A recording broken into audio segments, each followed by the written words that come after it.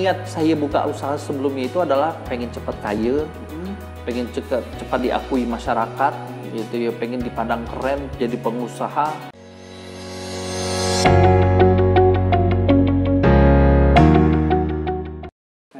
Nah, lanjut nih Bang cerita kita. Bang udah ke Pontianak, nah, terus gimana nih perjalanan ini?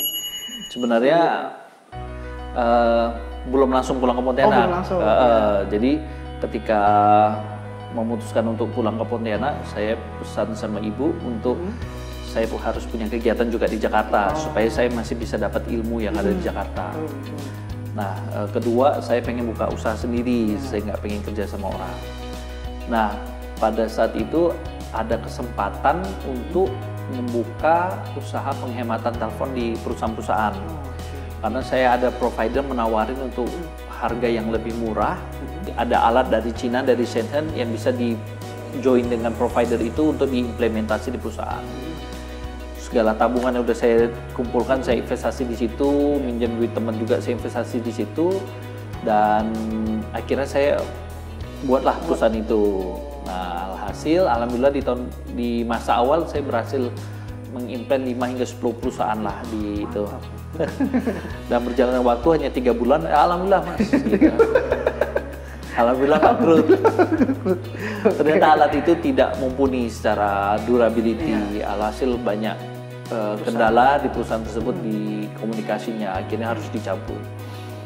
Dan dengan segala keterbatasan, saya tidak mampu untuk melanjutkan, akhirnya saya harus tutup usaha itu dengan segala investasi dan hutang yang sudah saya pinjam.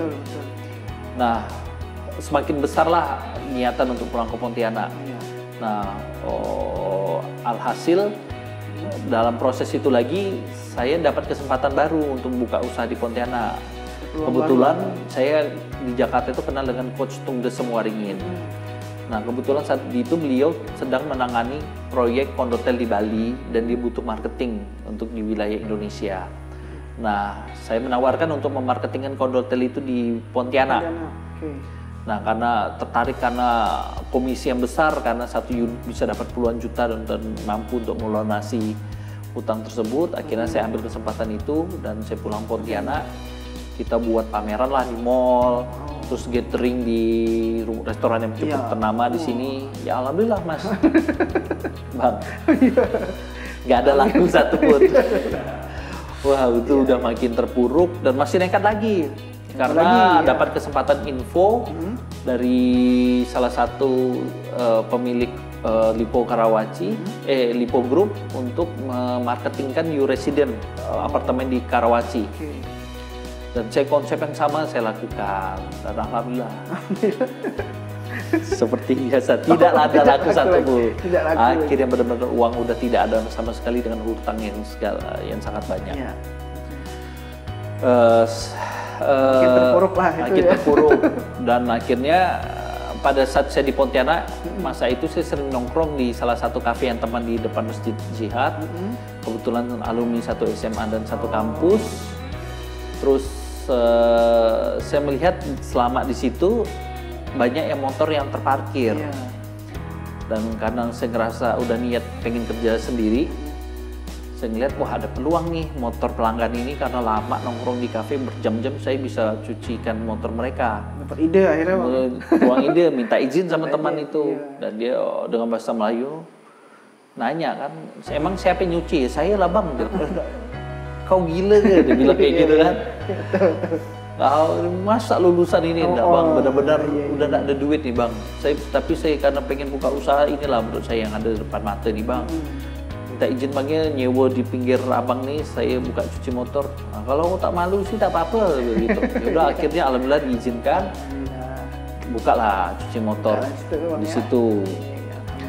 Jalan, ya itulah benar-benar nyuci sendiri. Betul merasakan. Akhirnya ketika nyuci rantai pelanggan tuh sampai bilang apa salah nasib saya nih gitu. Macam gini nih. Waduh, dan itu berjalan sama 8 bulan. 8 bulan ya? 8 bulan, karena ada kesempatan nanti berikutnya. Tapi selama 8 bulan abang sendiri kah atau? Akhirnya ada karyawan. Ada karyawan. Beberapa bulan kemudian. Sampai punya karyawan ya? Ya akhirnya punya pelanggan lah. Pelanggan. Nah, berjalan dari masa saya buka cuci motor itu, saya selama keliling Pontianak melihat banyak sekali rumah makan kuliner yang ramai. Kayak masa itu ya Pak Dela, pecel lele Pak Delan, pecel lele Pak Ari, bakso Pak Sabar, nasi goreng Iin, Melda, dan itu. Nah, yang makin saya tertarik adalah saya bertanya pada diri saya bahwa mereka sarjana nggak sih? Belum tentu, mungkin kita bisa belum tentu mereka sarjana. Terus kenapa bisa ramai, gitu kan? Nah itu yang membuat kita pun nggak bisa seperti mereka.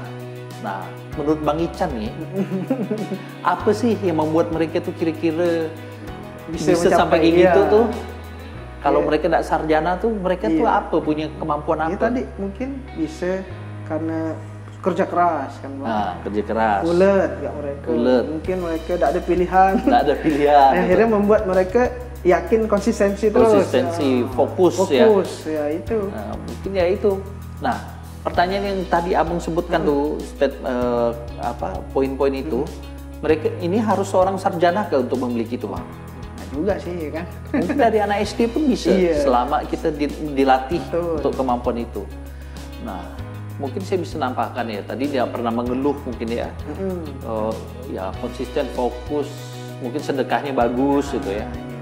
Nah, itu bekal awal nih sebelum, kalau kita rasa lah makanan enak sekali enggak benar-benar enak kan Bang, tapi acceptable dengan rasa diterima yang mulut dia enak diterima mulut, harga sesuai, outlet tidak terlihat mewah, simple, praktis. Cepat gitu kan, dari acceptable. Nah,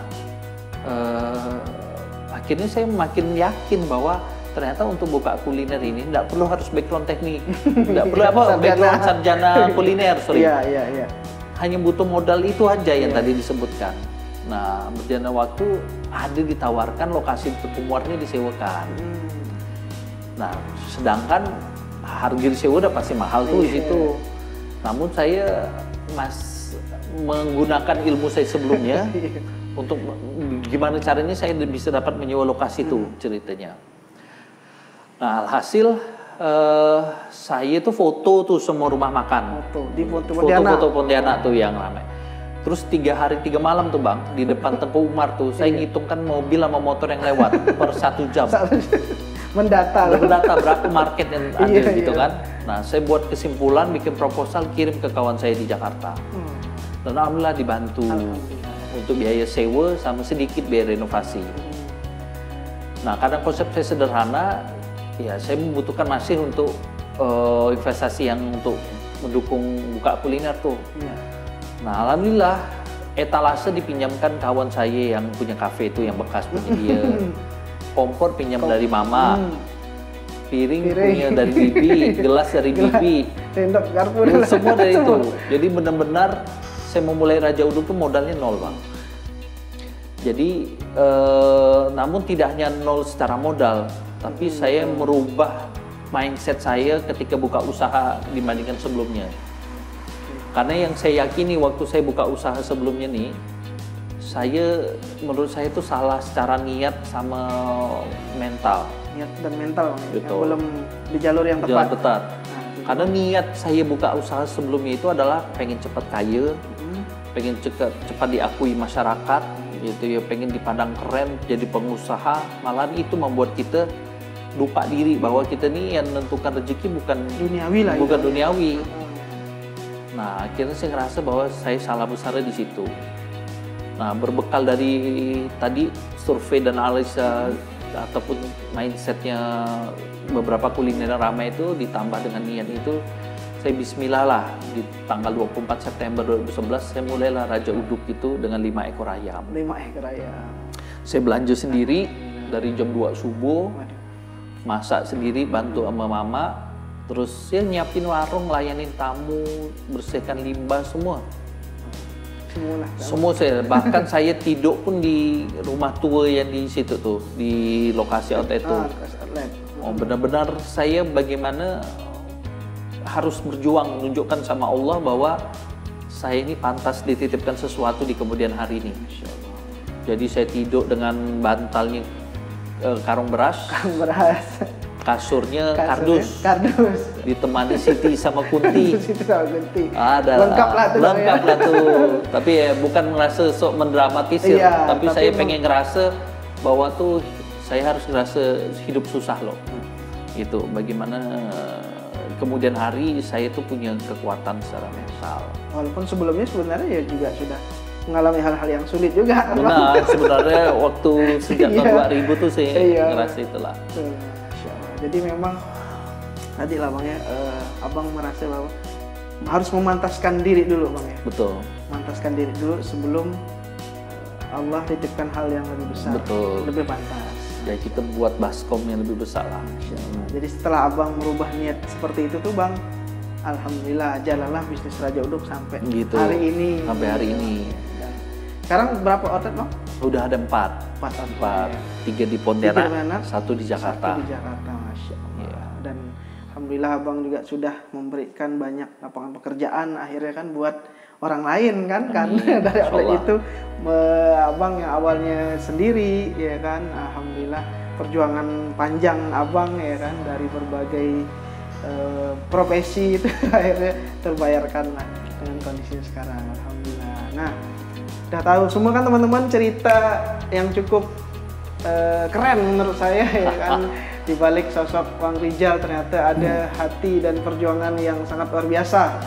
Nah, sebelum kita akhir ini Bang, statement terakhir nih dari Abang, pesan-pesan buat teman-teman semua yang sana yang mungkin baru memulai bisnis atau sekarang sudah menjalani bisnisnya atau berat menjalani kehidupan sekarang yang gagal. Nah, baiknya gimana nih Bang? Nah, dari Abang nih. Oh, statement ya. Mungkin ada 1 atau 2 statement. Iya. Pertama yang tadi, Iya.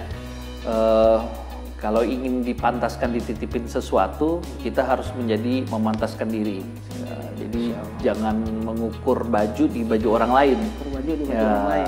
Jadi kita harus sesuai dengan diri kita. Jadi kalau ingin dipantaskan, ya kita harus membuat diri kita pantas. Itu 1. Terus kedua, kalau kita ingin membuat sesuatu yang besar dan tinggi, kita harus memiliki pondasi yang kuat toh. Jadi kita harus membekali sebelum kita membuat sesuatu yang besar, kita harus memiliki kokohan pondasi itu supaya kita bisa menampung mimpi di situ, menampung orang, menampung rezeki, menampung kesempatan yang lebih besar ketika pondasi dan sesuai. Jadi mungkin untuk anak-anak sekarang lebih tidak, kemampuan teknis itu akan dibutuhkan.